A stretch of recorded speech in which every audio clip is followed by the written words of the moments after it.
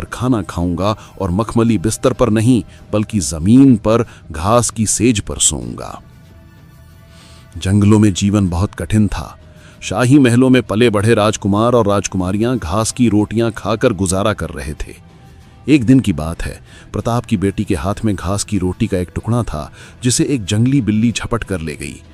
अपनी बेटी को बिलखते देख एक पिता का दिल टूट गया। उस एक पल के लिए महाराणा का निश्चय डगमगा गया। उन्हें लगा कि क्या उनकी जिद उनके परिवार के दुखों से बड़ी है। उन्होंने अकबर को एक खत लिखा जिसमें सुलह का इशारा था। जब यह खत अकबर के दरबार में पहुंचा तो वो खुशी से झूम उठा। उसने ये खत बीकानेर के राजकुमार पृथ्वीराज राठौड़ को दिखाया, जो एक कवि थे और अकबर के दरबार में रहने को मजबूर थे, पर दिल से प्रताप के प्रशंसक थे। खत देखकर पृथ्वीराज का दिल बैठ गया। उन्होंने अकबर से कहा, जहां पना, यह खत जरूर किसी दुश्मन की साजिश है। प्रताप कभी नहीं झुक सकता। उन्होंने प्रताप को एक खत लिखने की इजाजत मांगी। उस खत में उन्होंने कविता में लिखा, ये बात मैं मानूं कैसे, क्या सूरज अब पूरब के बजाय पश्चिम से उगेगा?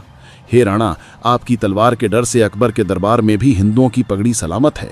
अपनी मूंछों का ताव दीजिए और कहिए कि आप कभी नहीं झुकेंगे। ये कविता जब प्रताप तक पहुंची तो उनकी आंखों में फिर से वही आग जल उठी। उन्होंने झुकने का इरादा छोड़ दिया और संघर्ष का रास्ता फिर से अपना लिया। अब प्रताप ने अपनी युद्ध रणनीति बदल दी। वो समझ गए थे कि मुगलों की विशाल सेना से आमने सामने की लड़ाई में जीतना मुश्किल है। उन्होंने छापामार युद्ध यानी गुरिल्ला वॉरफेयर का रास्ता अपनाया। इसमें उनके सबसे बड़े साथी बने अरावली के भील आदिवासी।